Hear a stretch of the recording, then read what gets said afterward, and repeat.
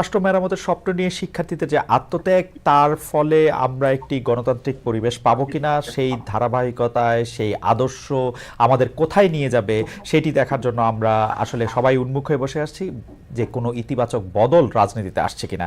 এসব নিয়ে কথা বলার জন্য আজকে আমাদের সঙ্গে আছেন জাতীয় নাগরিক পার্টির জ্যেষ্ঠ যুগ্ম মুখ্য সমন্বয়ক আব্দুল হান্নান মাসুদ। জনাব আব্দুল হান্নান মাসুদ, আপনাকে শুভেচ্ছা জানাই, আপনি আমাদের অনুষ্ঠানে যুক্ত হয়েছেন। এবং আমাদের সাথে আরও রয়েছেন বাংলাদেশ জাতীয়তাবাদী ছাত্র দলের সভাপতি, আমার খুব প্রিয়ভাজন, স্নেহভাজন, আস্থাভাজন জনাব রাকিবুল ইসলাম। জনাব রাকিবুল ইসলাম, আপনাকে অনেক ধন্যবাদ আমাদের অনুষ্ঠানে যুক্ত হওয়ার জন্য। জনাব রাকিবুল ইসলাম নিশ্চয়ই আমাদেরকে শুনতেও পাচ্ছেন, দেখতেও পাচ্ছেন। আচ্ছা, আমি একটি প্রশ্ন মূল আলোচনায় যাওয়ার আগে আমার কৌতূহল থেকে আমি একটি প্রশ্ন আপনাদের দুজনকেই করতে চাই, আপনারা যদি এই ব্যাপারে একটু আলোকপাত করেন। আমি প্রথমে একটু জনাব রাকিবুল ইসলাম আপনার কাছ থেকেই জানতে চাইব, প্রশ্নটির মধ্যে খুব সংক্ষেপে যদি একটু বলেন যে দেখেন, জুলাই আগস্ট আন্দোলনের পরে 15 বছর ধরে চেপে থাকা শেখ হাসিনা সরকারকে যখন ক্ষমতাচ্যুত করা সম্ভব হলো, শেখ হাসিনা যখন পালিয়ে গেলেন, নতুন একটি দলের সরকার আসলো, তখন তো আসলে আমরা সবাই আশা করেছিলাম যে এখন বাংলাদেশে একটা নতুন বাকবদল হবে, নতুন দিনের রাজনীতি হবে। কিন্তু আমরা দেখেছি যে অতি অল্প দিনের মধ্যে আমরা যারা জুলাই আগস্ট আন্দোলনে সবাই মিলে অংশগ্রহণ করেছে, অবশ্যই বৈষম্য বিরোধী ছাত্র আন্দোলনের নেতৃত্বে আমাদের এটা বলতেই হবে, তাদের মধ্যে আমরা এক ধরনের মারামারি, হানাহানি, পরস্পরের কথার তীর ছুঁড়ে দেওয়া, এগুলি আমরা আসলে অনেক বেশি পরিমাণে দেখতে পেয়েছি। এইটা কি আসলে, এবং যত দিন যাচ্ছে আমরা অনেকগুলি পক্ষ এর মধ্যে দেখতে পাচ্ছি। আমি একটু রাকিব আপনার কাছে জানতে চাই, এইটা কি হওয়ার কথা ছিল? যদি এইটা হয়েই থাকে, এইটা কি হইল এই কারণে যে এটা আসলে ক্ষমতার ভাগাভাগিতে? মানে আমি আপনাকে আরো সরাসরি বলতে শুরু করি যে ছাত্রদল বা বিএনপি কখন থেকে বৈষম্য বিরোধী ছাত্র আন্দোলন বা অধুনা জাতীয় নাগরিক পার্টিকে প্রতিপক্ষ ভাবতে শুরু করলো? ধন্যবাদ। ধন্যবাদ খালিদ ভাই। আমি শুরুতেই বিপরীতমুখী অবস্থান নিয়ে শুরু করছি। আপনার প্রশ্নের সাথে আমি একমত নই এই কারণে যে আমাদের অবস্থান এখন পর্যন্ত এবং আগামীতেও আমি আমার এই পদে থেকে এবং আমি আমার ছাত্র দলের যে স্ট্র্যাটেজিক কৌশল রয়েছে এবং আমি আমার বিএনপি সহযোগী সংগঠন হিসাবে আমি যতটুকু অবগত রয়েছি যে আমরা নতুন যে সংগঠন হয়েছে তাদেরকে আমরা ছাত্র সংগঠন এবং রাজনৈতিক দল হিসেবে আত্মপ্রকাশ করেছে, তাদেরকে আমরা আনুষ্ঠানিকভাবে আমরা সাদরে গ্রহণ করেছি এবং আমরা বিশ্বাস করি এই জুলাই আগস্টের স্পিরিটকে ধারণ করে এবং আগামীর একটি নতুন বাংলাদেশ বিনির্মাণে আমাদের মধ্যে সহনশীলভাবে গণতান্ত্রিক চর্চা অব্যাহত রাখতে হবে। এবং এখানে অবশ্যই আমাদের যে ভুল ত্রুটি থাকবে, যেমন ছাত্র সংগঠন হিসাবে আমাদের সারা দেশে এবং ক্যাম্পাসগুলোতে সারা দেশে আমাদের নেতা কর্মীদের দ্বারা যদি শিক্ষার পরিবেশ সামান্য পরিমাণে বিঘ্ন ঘটে কিংবা আমাদের এই লক্ষ লক্ষ নেতাকর্মী যদি কেউ অপরাধে যুক্ত হয়, তার বিপক্ষে অবশ্যই এখানে কথা বলতে হবে এবং এখানে প্রতিক্রিয়া জানাতে হবে। ঠিক একইভাবে এই নতুন রাজনৈতিক দল এবং ছাত্র সংগঠন যারা আত্মপ্রকাশ করেছে তাদেরও ভুল ত্রুটি যদি হয়, আমরা শুরুতে কিন্তু দেখেন প্রতিক্রিয়া দেখাচ্ছি না, কারণ ওরা মাত্র শুরু করেছে, ওদের যাত্রাটা শুভ হোক। সে কারণে মধুর ক্যান্টিনের যে ঘটনা ঘটেছে কিংবা এখন পর্যন্ত উপদেষ্টাদের পদত্যাগ করে দল গঠন করার পর তাদের একটি সহযোগী ছাত্র সমাজ হিসেবে আত্মপ্রকাশ করেছে, যদিও তারা বারবার একটি কথা মানে এটা আলটিমেটলি যে লেজুর বৃত্তি শব্দটা নিয়ে আসে সামনে, যদিও এই শব্দটির কোনো অস্তিত্ব নেই।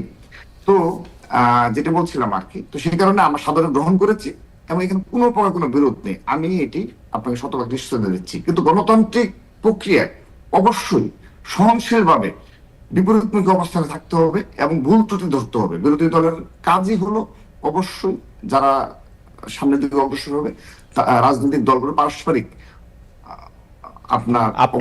আপনি কি জনাব রাকিব, আমি জাস্ট একটু জানার জন্য, আপনি কি মনে করছেন যে যথেষ্ট পরিমাণে মানে তাদেরকে সাথে আপনাদের কোনো বিরোধ নাই, কিন্তু আপনারা তাদের মানে প্রতিটা পদে পদেই তো আমরা এক ধরনের মানে যেটাকে বলা যায় একটা সাংঘর্ষিক পরিস্থিতি আমরা দেখতে পাচ্ছি ঢাকায়, ঢাকার বাইরে? এটি কি মানে আমি ভুল বললাম?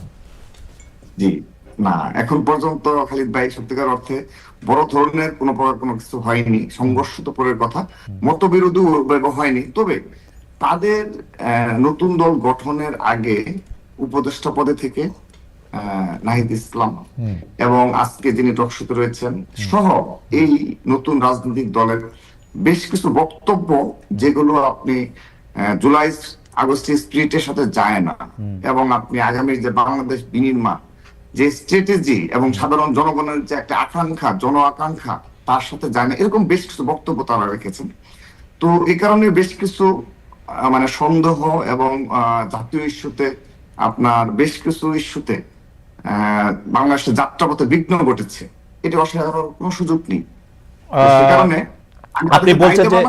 আপনি বলছেন যে তাদের বক্তব্যের কারণে বেশ কিছু এটি হয়েছে। আমি কিন্তু বক্তব্য আপনাদের পক্ষেও শুনেছি যে আপনারাও এমন সব বক্তব্য দিয়েছেন তাদেরকে হেয় করে, অনেক সময় তাদেরকে না, এখন হেয় না, অবশ্যই না, আমরা তাদেরকে যথেষ্ট পরিমাণে, কারণ এখানে আমরা চাই যে জুলাই আগস্টে এই গণ অভ্যুত্থানের মাধ্যমে অবশ্যই সাধারণ শিক্ষার্থীদের প্রতিনিধি থাকুক, এটা আমাদের কোনো অস্বীকারই নেই। কিন্তু দেখেন, আপনি এমন কিছু বক্তব্য রেখেছেন, যেমন বিএনপি হাইকমান্ড থেকে বক্তব্য রাখা হয়েছে কি যে আপনার সরকারের থেকে দল গঠন করা, আপনি কি এটা যদি না বলেন তাহলে অন্যায় করা হবে, রাষ্ট্রের সাথে অন্যায় করা হবে। কিন্তু সরকারের থেকে তো ওরা দল গঠন করে নাই, তো সরকার থেকে পদত্যাগ করে দলে গেল। আচ্ছা, এখন এটা নিয়ে তো আপনার পজিটিভ নেগেটিভ কথাবার্তা হবে, এটাই তো গণতন্ত্রের সৌন্দর্য। এটুকু বলার, এটুকু যদি বাক্য বিনিময় না হয় তাহলে কিসের রাজনীতি? আমি কিন্তু এই ধরনের বাক্য বিনিময়কে স্বাগত জানাই, আমার কাছে মনে হয় যে এটা ঠিকই আছে।